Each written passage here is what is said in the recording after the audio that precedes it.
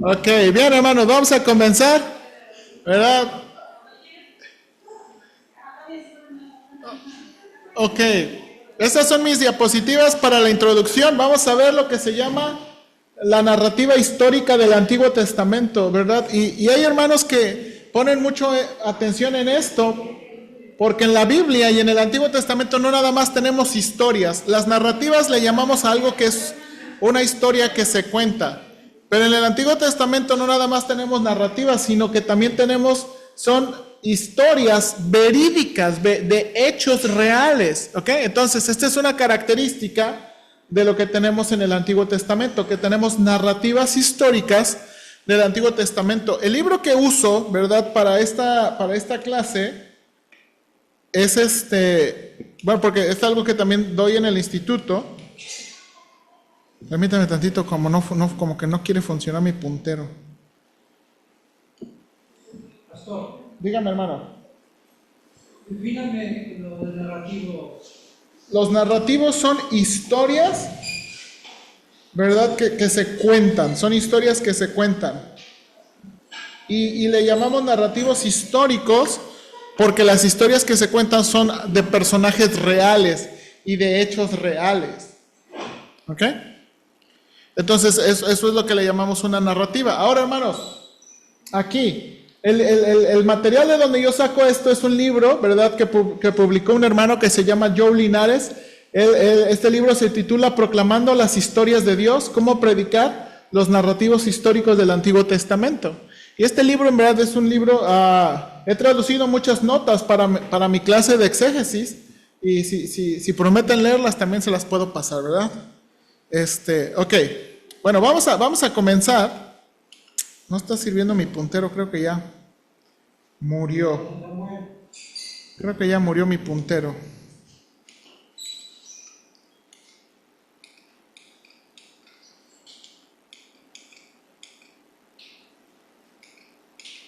Bueno, parece que mi puntero murió. Ok, ¿por qué Dios quiso usar la narrativa de nuevo, hermanos, para revelarse a sí mismo? Hermanos, lo que usted y yo tenemos en la Biblia es la revelación de Dios. Es Dios dándose a conocer a nosotros. No son personas contándonos de Dios y averiguando de Dios e investigando de Dios. Es Dios mismo revelando. Ahora, hermanos, de los varios géneros literarios que Dios pudo usar, ¿por qué Dios quiso usar la narrativa? ¿Por qué Dios quiso usar las historias? Un hermano, el que escribió este libro, el hermano Joe Linares, dice, un tercio, hermanos, de la Biblia es narrativa, porque no nada más la encontramos en el Antiguo Testamento. Vemos, el libro de Hechos es narrativa, ¿verdad? En un sentido, los evangelios también están escritos en forma de narrativa, ¿verdad? Entonces, la narrativa no nada más se encuentra en el Antiguo sino también en el Nuevo. ¿Pero por qué? Déjame leerle unas notas del hermano Joe Linares. Dice, Jay Adams ofrece una descripción apropiada del género de narrativa histórica, pero el propósito de una enciclopedia es proporcionar información, mientras que el propósito de la Biblia es transformar vidas. En la Biblia nos enfrentamos a hechos, pero mucho más que hechos. En las páginas de las Escrituras nos encontramos con Dios mismo. Lo vemos en acción, lo escuchamos dirigirse a nosotros en nuestros pecados y necesidades. Y al leer, escuchamos su llamado, no solo a aprender, sino a arrepentirnos, creer, amar, además de pensar. En resumen, en la Biblia se encuentra la verdad aplicada. Comenta el hermano también, las narraciones bíblicas revelan a Dios al manifestar a un Dios real, personal y activo en los asuntos de la humanidad, en lugar de ser un ser supremo, nebuloso, remoto, distante e incognoscible, o que no se puede conocer. Stuart dice, las narraciones bíblicas nos cuentan cosas que sucedieron, pero no solo cosas. Su propósito es mostrar a Dios obrando en su creación y entre su pueblo. Las narraciones lo glorifican, nos ayudan a comprenderlo y apreciarlo, y nos ofrecen una imagen de su providencia y protección. Y por último, el hermano Ryken, la narrativa histórica es el modo inevitable de escribir sobre el Dios que actúa en la historia. Y en el libro el hermano va a mencionar, Dios, hermanos, Dios pudiera habernos dicho, ok, quiero que hagas esto, que te portas así, vámonos. Cuando usted, por ejemplo, piensa en la vida de los patriarcas, Dios pudiera haberle dado una lista a Abraham, una lista a Jacob, y esto quiero, y esto quiero que te portes así, ¿sí o no? Pero la narrativa, hermanos, la narrativa lo hace de una forma más encarnada. Hermanos, por ejemplo, ¿se acuerda? El hermano utiliza este ejemplo. Cuando el Señor Jesucristo es cuestionado con este asunto de, a ver, Señor, ¿cuál es el gran mandamiento en la ley? Y el Señor menciona, ¿verdad? Amarás al Señor tu Dios con todo tu corazón. Y el segundo es semejante, amarás a tu prójimo. Y le preguntan, ¿quién es? En Lucas, ¿quién es mi prójimo? ¿Qué contesta el Señor?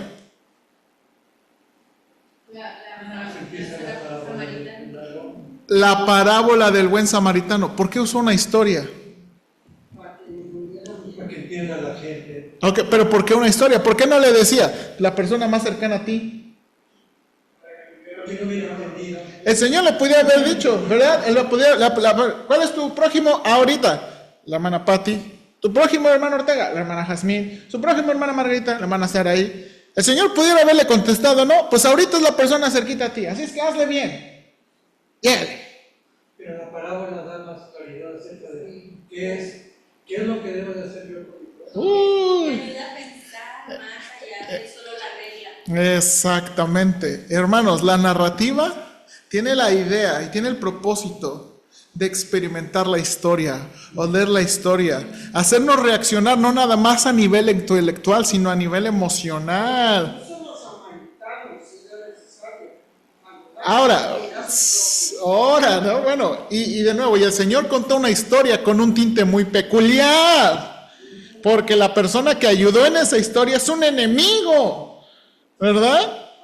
Bueno, ahora, piensa en eso, en lugar del Señor darle la información y el concepto rápido, el Señor quiso contarle una historia. Ahora, hermanos, vamos aquí. ¿Cuál es el corazón de la narrativa? El corazón de la narrativa le llamamos la trama o la historia, ¿ok? Hermanos, la mayoría de historias siguen un patrón normal.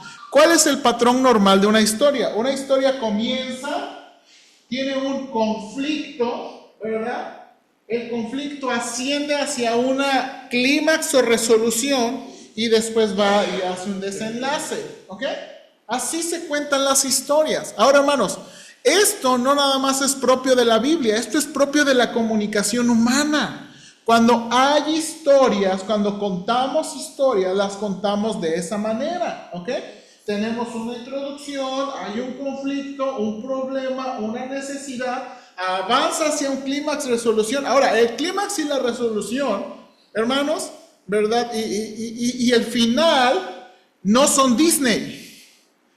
Porque Disney, siempre, ¿qué hay en el clímax y en la resolución en Disney? A ver, uno porque no lo escuchó. Bueno, esa es Disney siempre va a terminar con una resolución, un final feliz, ¿verdad? Y vivieron felices por siempre. Pero ¿qué hay en el clímax de Disney? Ok, pero ¿qué hay en el clímax? Siempre, ¿verdad? El bueno, ¿verdad? Venciendo, recuperándose, ¿verdad? Salvando. O sea, siempre hay, bueno, y hay que tener cuidado de mirar la Biblia como Disney, porque la Biblia no es Disney. Okay, porque hay historias, y ahorita vamos a ver, donde el final no siempre es como esperamos. ¿Ok? Entonces, el corazón de la narrativa, hermanos, es la trama, es esa historia, es ese conflicto que se cuenta, que asciende y que termina. Ahora, mira aquí, por favor.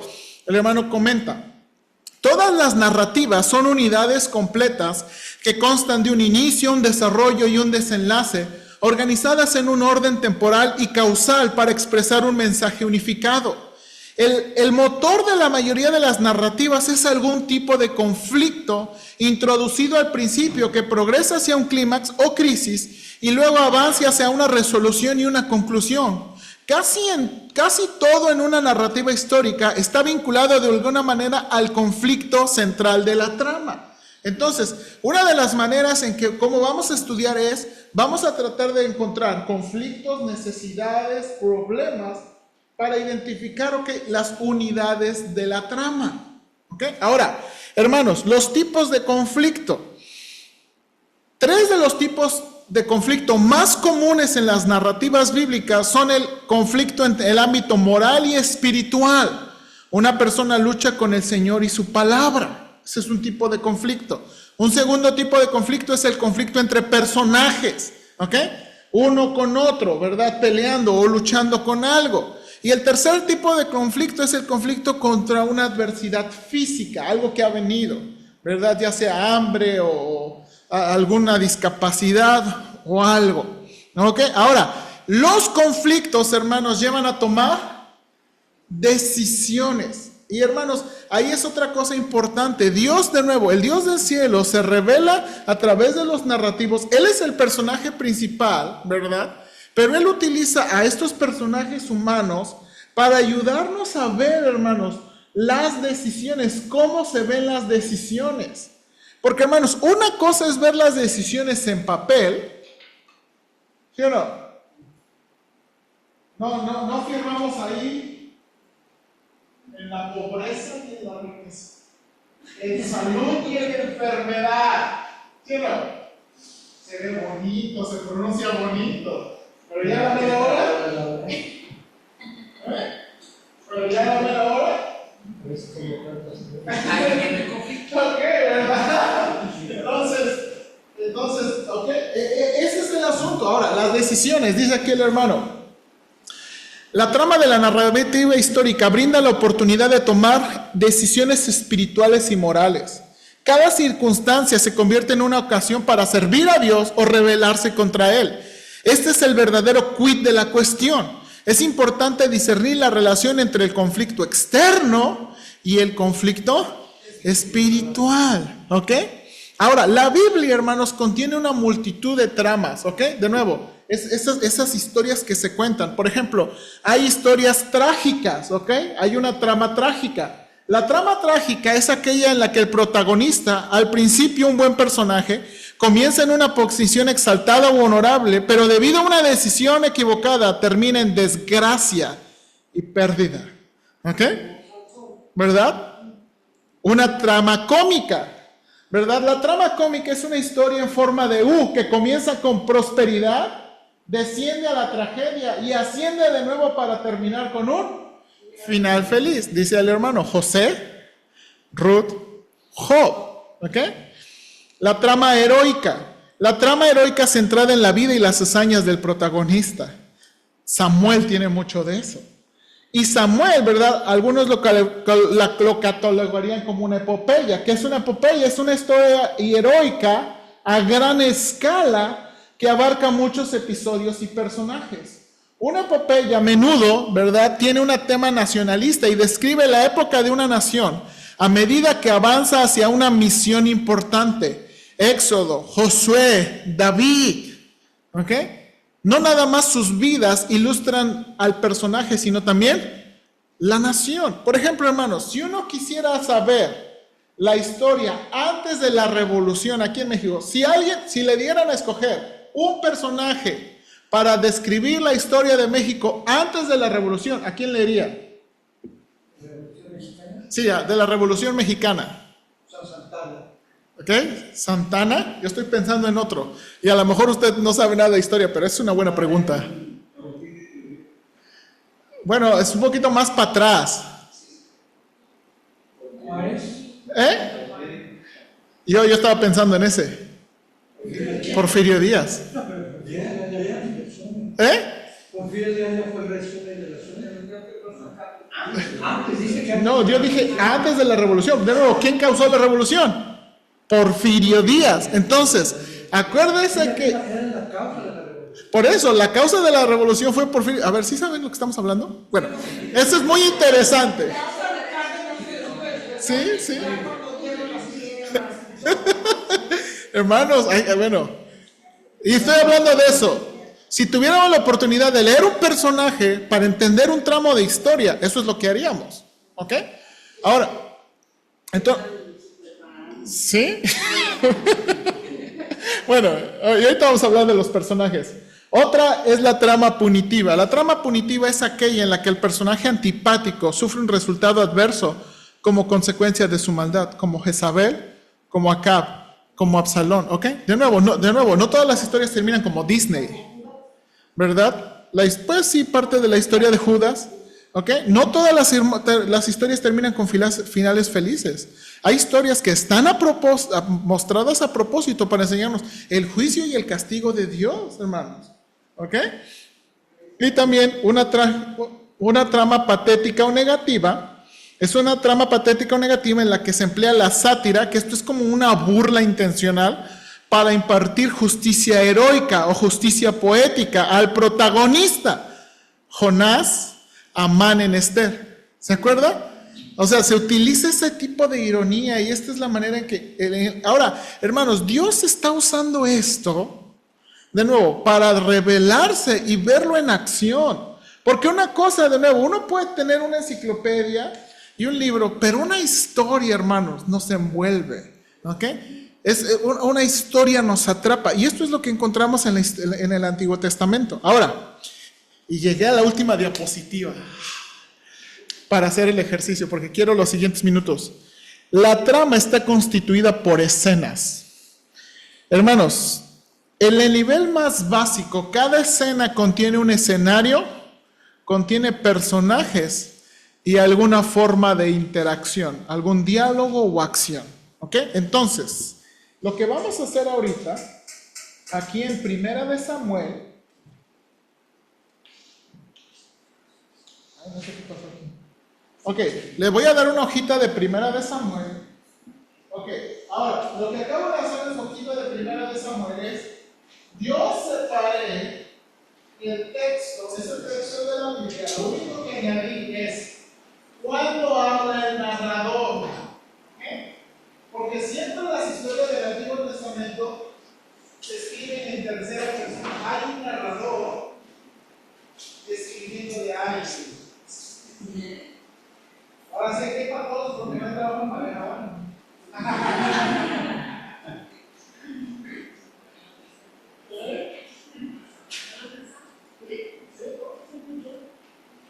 Todos.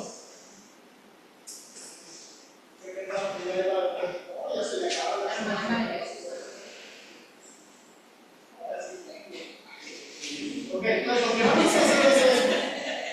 Ahora, hermano, yo he encontrado esta manera de arreglar las historias.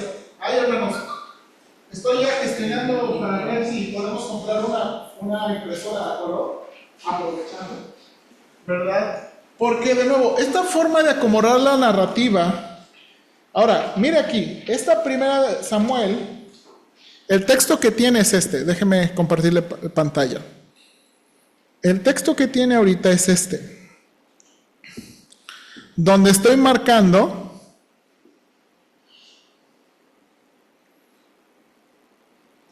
¿verdad? El narrador, donde, de nuevo, no, perdón que no se ve en su colorcito, donde estoy marcando los personajes que hablan y donde estoy poniendo los diálogos en cursiva, ¿ok? Hermanos, cuando leemos la Biblia es muy difícil distinguir eso. ¿Dónde están hablando? ¿Dónde termina y dónde comienza lo que están hablando? Pero en la narrativa eso es muy clave. Entonces, hermanos, 3 cosas que quiero que hagan aquí. Ahora, hermanos, quiero que trate de encontrar cuántas escenas hay en Primera de Samuel 1. Ahora, aquí va la pista. Las escenas son... Ahora, no busquen microescenas. Vamos a hablar de escenas mayores. Las escenas mayores, ¿verdad? Uno nota el cambio de escena cuando... ¿Ok? El narrador interviene. U otra cosa. Imagínense, hermanos, que estamos viendo ahí las pastorelas del 31 de diciembre de los niños. Estamos viendo esas obras de teatro. ¿Cómo notamos un cambio de escena? Ok. Eso dijeron mis alumnos en la mañana. Cuando cierran el telón. Ahora, ¿para qué se cierra el telón? Para cambiar de escenario. Ok, para cambiar el escenario, la escenografía, ¿verdad? Ya, primero había un campo, ahora una casa. Entonces, cuando notamos un cambio de escenario, entonces podemos ver que hay un cambio de escena. Ahora, ¿qué más? Ahora, pero imagínense que no hay cambio de escenario. ¿Cómo podemos notar el cambio de escena? Por la conversación. ¿Ok? Cambio de conversación, pero también un poquito más fuerte. Si mencionas lugares, Vestuario. Ok, de nuevo, piense. Se cierra el telón. Y luego, es el mismo escenario. Pero ¿cómo podemos notar que hay un cambio de escena? Cambio de personajes, ¿verdad? El cambio de personajes, Yo no sé. pero el cambio de personajes nos enseña otra escena. Lo que estamos diciendo es, puede ser el mismo escenario, A ¿verdad? lo mejor puede ser bien el mismo asunto. No, sí, ahora, y esto es lo que vamos a ver. La trama, recuerde, una trama que se a través de un conflicto, hay un conflicto que asciende a un clímax o resolución y luego termina. Una trama puede tener varias escenas. ¿Ok? Ahora, queremos ver, en 1 Samuel hay toda una trama. Ahora quiero que me digan cuántas escenas hay en esa trama. 1 Samuel hay una trama, hay una historia, hay un conflicto que asciende y baja. Ahora quiero que me digan cuántas escenas hay. Ahí en 1 Samuel 1. Entonces, ¿cuántas escenas hay? Quiero que distinga e identifique los personajes. ¿Quiénes son los personajes principales? ¿Cómo sabemos que son principales? Quiero que piensen, hermanos, en 1 Samuel de nuevo como una historia, analizando los personajes, los diálogos, la interacción. ¿Ok? Le voy a dar unos minutitos y después discutimos.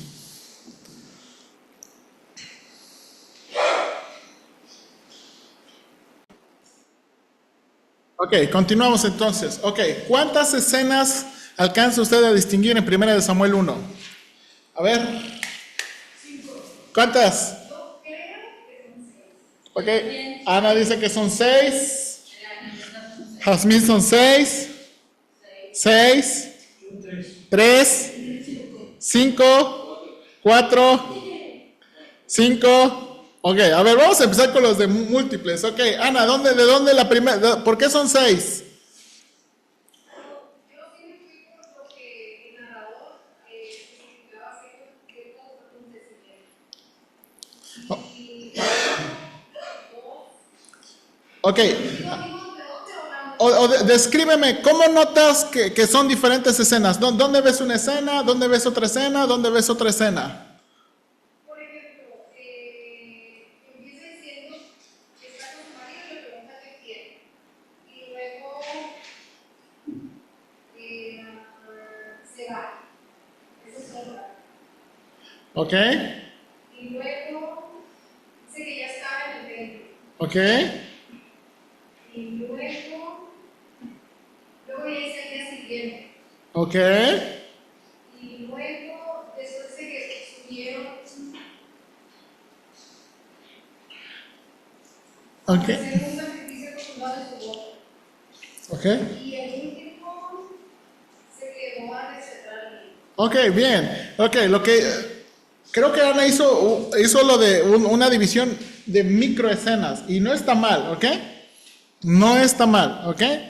Creo que eso es lo que haríamos a un nivel más avanzado, ¿verdad? Pero lo quiero más sencillo. Ok, hermano Ortega, 3, ¿por qué? ¿Cuáles son sus 3? A mí, el narrador introduce la persona que yo veo en la fotografía, es el Cana, sus mujeres, y da la situación, digamos, tú ya tienes hijos y el otro no tiene hijos. Ajá. Y para terminar la escena, dice el Cana, pues ¿para qué quieres más hijos? Si no tienes a nadie. Se acabó la cita. Ok, Entonces ella después va, eso es otra escena que yo veo, ajá, estaba Eli y estaba llorando a Ana acerca de esa situación, que no puede tener hijos y todo eso. Entonces cree Eli que está borracha. Entonces le dice que le hiciera a su niño todo eso, entonces dice que no, que ella realmente no está borracha, pero lo que sucede es que no tiene hijos y quiere tener un hijo para despedirse. Se cierra el telón, cierra otra vez el telón. Entonces ahora vemos a Ana, que ya tuvo el hijo, ahora lo va a entregar el hijo al templo, lo va a entregar, y entonces conversa otra vez con él y le dice, ¿te acuerdas que creías que estaba yo borracho? Pues corazón. Este es el niño que Dios me ha dado. Y dentro de esa misma escena de que lo lleva al templo, está la cuestión de la despertada del niño y todo eso es como, digamos, como entre paréntesis para dar la conclusión de esta tercera escena que igual. Ok, bien, bien. El hermano tiene 3. Ok. ¿Alguien más? ¿Alguien de los de 5? Hay 6, sí. No alcancé a escuchar lo que dijo el hermano Teo, pero si nos vamos a 3 escenas, pudiera ser donde ella está triste y hace oración, luego donde ya tiene al hijo, y la última donde los 7 le entregan. Ok, bien. ¿Alguien más? ¿Hermana? Bueno, yo tengo la primera escena que es donde nos explican el linaje, la genealogía y el asunto de quién estamos hablando del Elcana. Y que tenía sus 2 esposas, las cuales una le dio hijos y la otra era estéril, ¿verdad? Entonces, pasamos al segundo escenario donde Ana le pregunta a Ana que por qué llora, por qué no comes, por qué está triste en tu corazón. Dice, no te soy yo. No te 10 hijos. Entonces, bueno, si mejor que 10 sí. Pero el narrador, y ya se levanta Ana después que hubo como un divertido en el siglo, y mientras el sacerdote le hace consultar una silla junto al pilar del templo de Jehová, ya ella se formó orar. Entonces para mí, viene el tercer escenario, donde ella con amargura derrama su alma y le hace los votos a Dios, en fin, ¿verdad? Y le dice que le dedicará su hijo a Dios. Y mientras ella oraba, largamente delante de Jehová, él estaba cerrando la boca de ella, que no van a hablar de su corazón, solamente movía sus labios y su voz no se oía y la tuvo que ver. Ahí viene el cuarto escenario, donde sacerdote, donde Eli le dice hasta que para hacerme y ya, ¿verdad? Practican todo eso. Y luego le dice, no tengas atención por una mujer limpia, porque por la magnitud de mis conductas de bendición he hablado hasta ahora. Sí. Y entonces él le responde en paz, y Dios de Israel responde la petición que le hace hecho, y ella dijo, ahí pusieron el sacerdote de los ojos y se fue. Luego viene el quinto, para mí el quinto escenario, porque ya levantándose de mañana adoraron delante de Jehová y volvieron y fueron a su casa en Ramá, ahí ya es otro escena. Y Elcana se llevó a Ana su mujer y Jehová, porque yo veo que aquí, cuando el sacerdote le dice y le da la promesa, ya en la siguiente, la actitud de ella ya es de una convicción total de que Dios le va a dar su vida. Entonces ella ya aquí se ve que se levanta de mañana, adoraron delante de Jehová y volvieron y fueron a su casa en Ramá. Y Elcana se llevó a Ana, su mujer, y Jehová se acordó de ella. Entonces aconteció que al cumplirse el tiempo después de haber concebido a Ana, dio a luz un hijo y le puso por nombre Salomón, por cuando le tenía Jehová. Entonces, después subió el varón Elcana con toda la familia para ofrecer a Jehová sacrificio, acostumbrado su voto. Entonces, yo me imagino que si estoy en el teatro viendo esta obra de teatro, ¿verdad? Ahí ya se ve que él se va y ella le dice, no, pues yo no voy a ir. Y después ya viene el sexto, para mí viene ya el sexto, ¿cómo se llama? Que es el cierre de la obra. Sí, ahora, creo que mi ilustración del teatro fue buena y mala, porque hicieron la división a microescenas y no está mal, pero eso lo haríamos en un estudio mucho más avanzado. Bueno, no es más profundo, pero... Es que puede ser son tres como... Ok, bueno, yo realmente tengo dos. ¿Ok? Ahora, espérame tantito, déjame ver lo que tengo aquí y ahorita lo comparamos con lo que tienen. Ok, mi primera escena va del versículo 1, ¿verdad? Hasta el versículo 19. Y la escena 2 va del versículo 20 hasta terminar el capítulo, ¿ok? Esa es la manera en que yo lo dividí en escenas grandes, ¿ok? Ahora, de nuevo, esta narrativa, acuérdese, esta narrativa tiene... De nuevo, la trama es el corazón de las narrativas. Se cuenta una historia, aunque tenga 2, tenga 3 o tenga 6 escenas, al final, de nuevo, es toda la sucesión de escenas nos está contando una historia, ¿ok? Donde hay un conflicto, ¿ok? Y entonces aquí, ¿cuál es el conflicto de esta historia? ¿Cuál es el conflicto de esta historia? Ya es estéril. Ok, ahora... Ok, ahora, bueno. A ver. Ok, si dicen eso, entonces eso nos da la pista a... Porque acuérdense que los conflictos, un conflicto no es un fin en sí mismo, sino que los conflictos van a llevarnos a ver de las personas qué cosa. Reflexión, lo que es la personalidad. Bueno, sí es cierto, pero... Bueno, los conflictos nos llevan a ver sus decisiones, ¿ok? ¿Verdad? Queremos ver decisiones, respuestas. Ahora, entonces, si el conflicto es que Ana no puede tener hijos, entonces eso nos dice que quién es el protagonista o la protagonista de este narrativo. ¿Ok? Entonces, ¿están de acuerdo? Sí. Ok, entonces, si el conflicto es que Ana no puede tener hijos, entonces, ¿verdad? Ella es la protagonista. Entonces, hermanos, de nuevo, acuérdense, las escenas tienen escenario, tienen personajes y tienen interacción. ¿Ok? Ahora, ahí vamos. ¿Quiénes son los antagonistas? ¿O quién es el antagonista? Hermanos, en las telenovelas mexicanas, el antagonista es el malo. ¿Verdad? Aquí es prima. ¿Verdad? Ahora, el antagonista no necesariamente es el malo, sino es la persona involucrada en el conflicto. ¿Ok? Entonces, a ver, piénsenlo bien. Para mí no termina, porque es la que A ver. se burlaba de ella. Piénsenlo bien.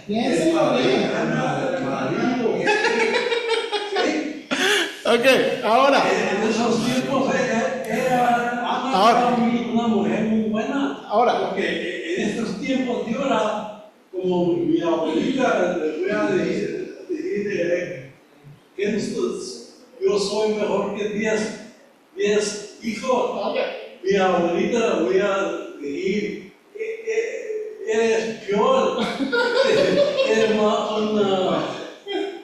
¿Dónde está la abuelita? Sí, ahora, sí, hermano Cruz, ahora.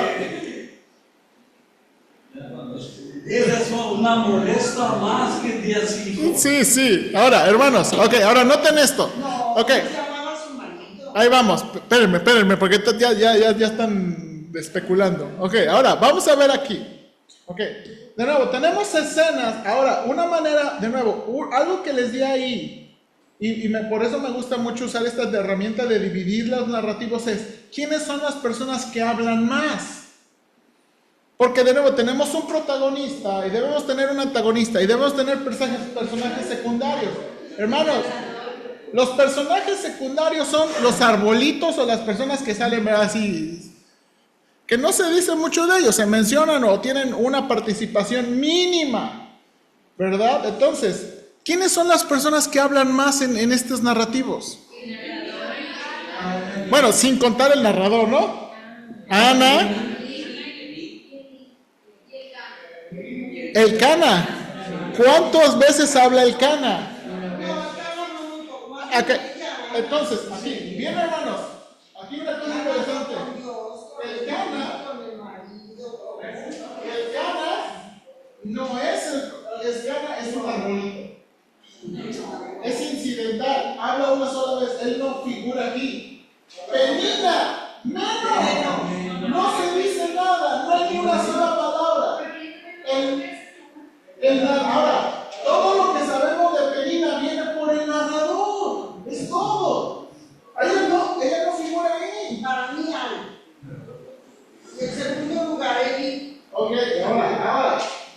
Entonces, piensen en esto.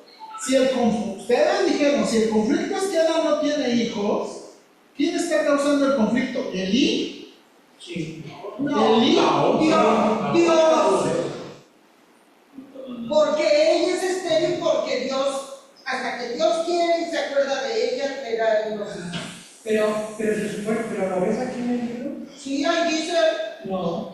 claro, Dime versículo. ella ora, Estrella, la hermana Pati. perdóname, pero... Ahí vamos a enseñarle. Vamos a enseñarle al hermano Ortega.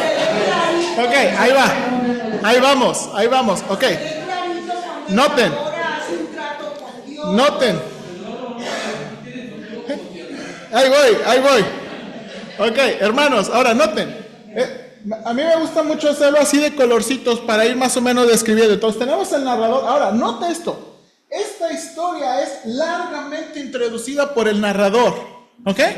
Antes de empezar a las acciones, las escenas y los diálogos, el narrador introduce esta historia. Ahora, hermanos, el narrador es esta persona que Dios está usando y que está escribiendo bajo inspiración, de nuevo, recuerden, narrativas históricas.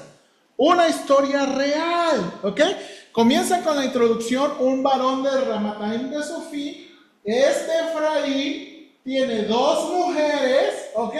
Y este varón, ok, mire, ¿por qué le digo que es una escena? Porque nos introduce todos los años aquel varón subía de la ciudad para adorar, para ofrecer sacrificios. Y todo lo que viene ronda a través de ¿qué? Esa costumbre familiar, ¿de qué? Ir y ofrecer sacrificios. Vamos a ir, esa es la escena grande, ¿ok?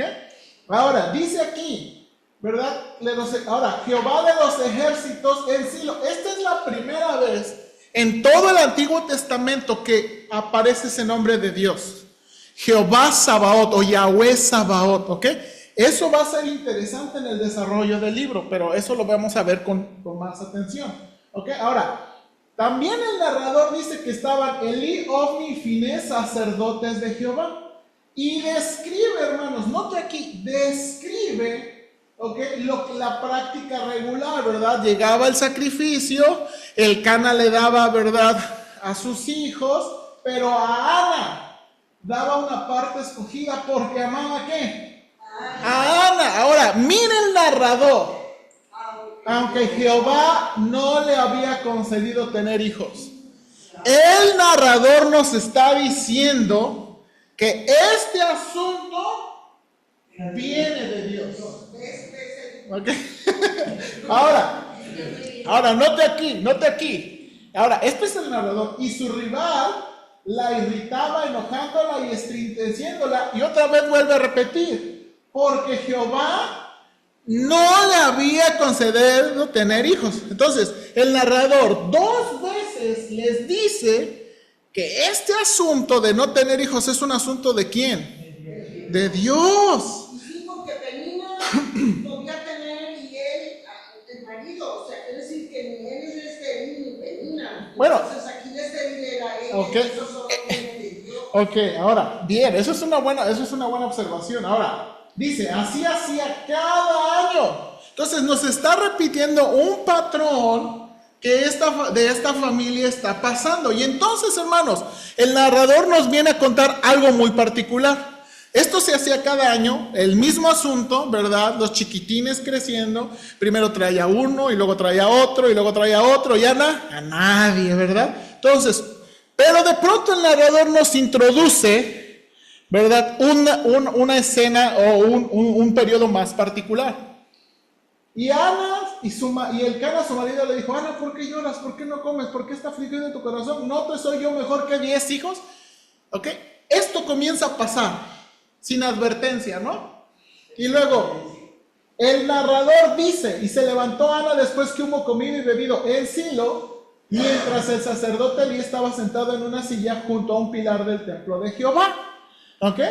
Ahora, ella, con amargura de alma, oró a Jehová y lloró abundantemente e hizo voto diciendo, Yahweh Sabaoth, Jehová de los ejércitos. Ahora, miren, hermanos, por eso me gusta separarlo. Miren los diálogos un poquito más largos. ¿Note aquí? Largos. Si te dignares a mirar la aflicción y te acordares de mí y no te olvidares de tu sierva, sino que dieres a tu siervo un hijo varón, yo lo dedicaré a Jehová todos los días de su vida y no pasará navaja sobre su cabeza. Ahora, esto que está diciendo Ana es algo muy particular. Ana quiere un hijo y lo quiere dedicar al Señor. Y esto solamente involucraba una cosa. A ver, que los hombres tuvieran el cabello esponjoso. Era el voto de nazareato. ¿Ok? Entonces, Ana está diciendo, y este niño va a tener un voto de nazareato. Acuérdense, uno de los votos más especiales del que los israelitas podían tener. ¿Ok? Ahora, el narrador. Ahora, hermanos, note aquí. Mientras ella oraba largamente delante de Jehová, Elí. Ahora, hermanos, ¿por qué en este conflicto Dios es el antagonista? Bueno, el narrador ya nos está diciendo, es Dios quien no le dejó tener hijos. Y la conversación, hermanos, ¿quién es Elí? ¿De quién? Es el sacerdote de Dios, es el facilitador, ¿no? Para ayudar las oraciones, los sacrificios, la ley de Dios, ¿no? Ahora el sacerdote ve a esta mujer, ¿verdad? Y dice, mientras ella oraba largamente, Elí estaba observando la boca de ella, pero Ana hablaba en su corazón, solamente se movían sus labios y su voz no se oía, y la Elí la tuvo, ¿por qué? Ebria. Hermanos, aquí está el sacerdote de Dios, viene una mujer y está ahí, está. Otra. Y piensa, ¿verdad? Que está borracha. Y entonces le dice, ¿hasta cuándo estarás ebria? Ya, digiere tu vino. Y ahora, hermanos, esto hace un poquito más tormentoso el antagonista. Porque es Dios que no le... Ahora el representante de Dios, más en corto, le dice, ella está orando, buscando al Señor, ¡un hijo! Y el sacerdote le dice, ¿qué? Ándale, borrachita. No se le hace como que eso está aumentando. O sea, este es el sacerdote de Dios. ¿De quién esperaría consuelo? Vamos, yo te ayudo a orar. ¿No? Y el sacerdote, ok, ahora, y de nuevo, mire el diálogo largo. Ana es la protagonista. Ella tiene los diálogos largos. No, Señor mío, soy una mujer atribulada de espíritu. No he bebido vino ni sidra, sino que he derramado mi alma delante de Jehová. No tengas a tu sierva por mujer impía, porque por la magnitud de mis congojas y de mi aflicción he hablado hasta ahora. Y Elí respondió y dijo, ven paz, y el Dios de Israel te otorgue la petición que le has hecho. ¿Verdad? Yo hubiera puesto, pide perdón. ¿Pero por qué? Elí, pues le dijo borracha. Ay, Y ella dijo, halle tu sierva gracia delante de tus ojos. Y el narrador termina la escena. Acuérdense que la escena es, hay una larga introducción de la costumbre de la familia. Se centra en un día muy particular. Y entonces, y se fue la mujer por su camino y comió y no estuvo más triste. Y levantándose de mañana, adoraron delante de Jehová y volvieron y fueron a casa. Y el Cana se llevó a su mujer y Jehová. Ok. Ahora, hermanos, escuchen bien. Si esta escena terminara, si aquí terminara la narrativa, está el conflicto avanza, y entonces, si aquí terminara la escena, ¿la trama es completa? No, porque yo quiero decir que no le dijo, ¿no? Exactamente, si terminamos y cortamos esa escena y lo dejamos sin una escena más, entonces uno quedaría en... ¿y llegó al hijo o no lo llegó? O sea, uno esperaría, ¿qué esperaría uno? La solución del hijo. Entonces, el conflicto, uno estaría esperando ¿qué? Iras o la resolución. A ver, ¿va a tener hijo o no va a tener hijo? ¿Van a hacer o no van a hacer? ¿No va a llegar o no va a llegar? Okay. Esa es la otra cosa, porque dijo ella, ¿se acuerdan sus palabras? Ella oró y dijo, Señor, si tú me das un hijo, yo lo llevo y yo lo consagro. Y entonces, si cortamos de ser uno, preguntaré, ajá, ¿verdad? Y los mexicanos dirían, síganme en el siguiente capítulo. Pero aquí no podemos seguir el siguiente capítulo. ¿Me da 5 minutos más? ¿Está conmigo? ¿Está conmigo? Ok. La escena 2, que es un poquito más corta.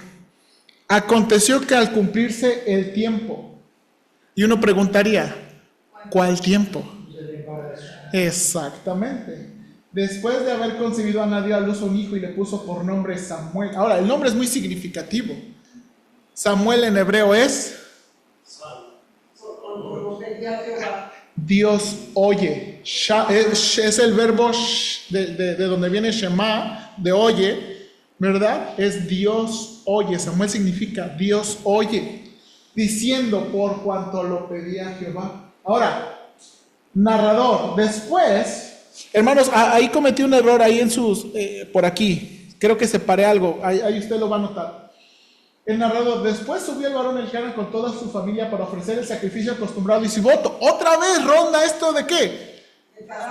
De cada año, ¿verdad? Pero Ana no subió, sino dijo a su marido: no voy a subir hasta que el niño sea destetado para que lo lleve, sea presentado delante de Jehová. Hermanos, ahora hermanos, lo va, hermanos. Ahora uno, y de nuevo, si apagamos la tele ahí, a mí se me hace que no lo quiere. Por eso está diciendo esas cosas.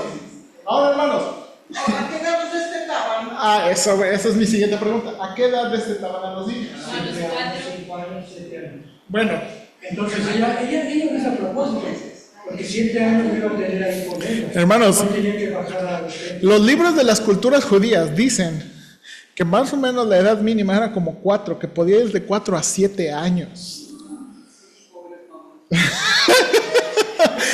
Ahora, Pero ¿qué dicen Dios? Es que sí, como dice. Dos partes que lo hacen de cuando están recién nacidos. Pero no tiene la edad. no creo que la costumbre, a lo mejor esas son como excepciones, pero la costumbre judía, de nuevo, lo ubica, los libros de las costumbres judías lo ubica más o menos entre los 4 o los 7 años. Ok, entonces, note lo que está diciendo.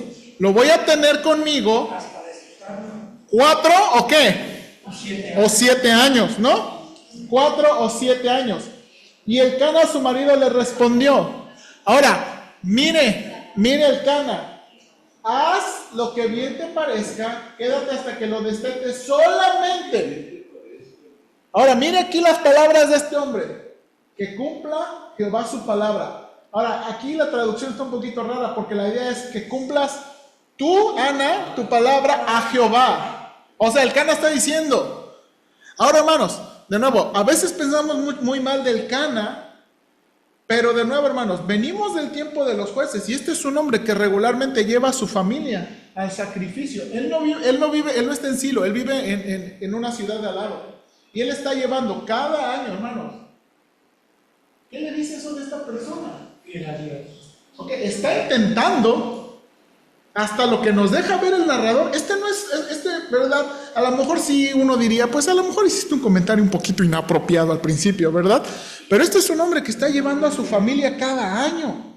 Y entonces ahora en esta última escena es como la reivindicación de Elcana, ¿no? Está diciendo, bueno, cumple tu palabra. Y se quedó la mujer y crió a su hijo hasta que lo destetó. Después que lo hubo destetado, lo llevó consigo con 3 becerros, una efa de harina, una vasija de vino, y lo trajo a la casa de Jehová en Silo. El niño era pequeño, y matando el becerro trajeron el niño a Elí. Y ella dijo: oh Señor mío, vive tu alma, Señor mío, yo soy aquella mujer que estuvo aquí junto a ti orando a Jehová. Por este niño oraba, y Jehová me dio lo que pedí. Yo pues lo dedico también a Jehová, todos los días que viva será de Jehová. Y el narrador termina: y adoró allí a Jehová. Hermanos, Después que estuviera un viejito, porque el día de mucho, y los bañados. ahora, por eso de nuevo, ahora hermanos. Ok, entonces, fíjense, en todo el capítulo 1 hay una historia. El conflicto aquí es que es Ana que no tiene. ¿Quién es el antagonista? Es Dios y su sacerdote. Hermanos, ¿dónde está el clímax y la resolución? Pues el día de Ahora, uno pensaría, pues ya le dio un hijo. Pero ya cuando lo llevan, ¿no? Ok, hermanos, aquí la resolución, ¿por qué uno pensaría? Sí, pues ya le dio un hijo, ya cuando no. Pero sus palabras, al pedir un hijo, o sea, cuando ella oró de una forma muy específica. Tú puedes para yo te lo voy a dar. Aquí el punto, hermanos, es: si ella iba a cumplir la promesa, mi hermano, cumplió lo que realmente dijo. También ahí ve uno que realmente el Cana era un hombre de fe, porque le dice, tienes que cumplir. Sí, por eso le digo, hermano Guillermo. Aquí en la nueva traducción dice, haz lo que mejor te parezca, por favor, Cana. Quédate aquí por ahora y que el Señor te ayude a cumplir tu promesa. Sí. ¿Por qué no Dios sería el protagonista? Si se habla de... Bueno, Dios siempre es el protagonista en las historias, pero de nuevo, Sí, la verdad. Él usa los personajes. Ahora, aquí viene nuestra pregunta, hermanos. Lo que acabamos de hacer ahorita, y ya no tenemos tiempo de hacer lo demás, ahora sí, eso va a ser para la próxima semana. Lo que acabamos de hacer ahorita es estudiar la narrativa al nivel literario. ¿Ok? ¿Qué significa? Lo desmenuzamos, lo checamos las escenas. Y todo nos faltó mucho, hermanos, porque, por ejemplo, ¿dónde estaba Silo? ¿Dónde vivía ella? ¿A qué sacrificio fueron? ¿A qué sacrificio? De las que describe el Pentateuco, ¿cuál fue el que fueron? Y no pueden ser 3 escenas. Cuando comienza con la narrativa y que ella está llorando, después cuando ya nace el hijo y tercera cuando llega.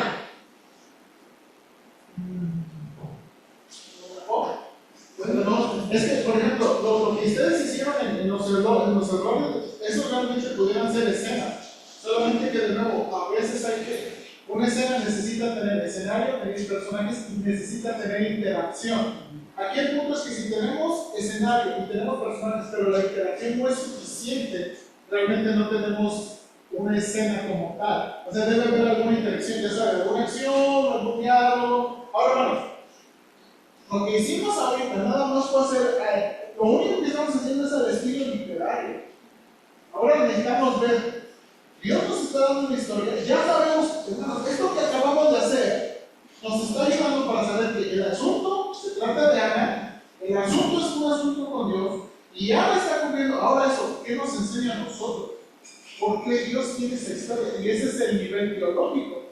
De las muchas historias que Dios nos pudo contar, ¿por qué nos contó esto?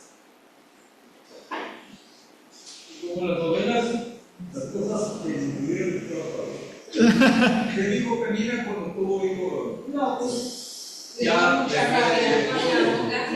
¿qué dijo el marido cuando ya tuvo un hijo con ella? ¿Tuvo más hijos? Sí, tuvo más hijos, sí. Tuvo más hijos.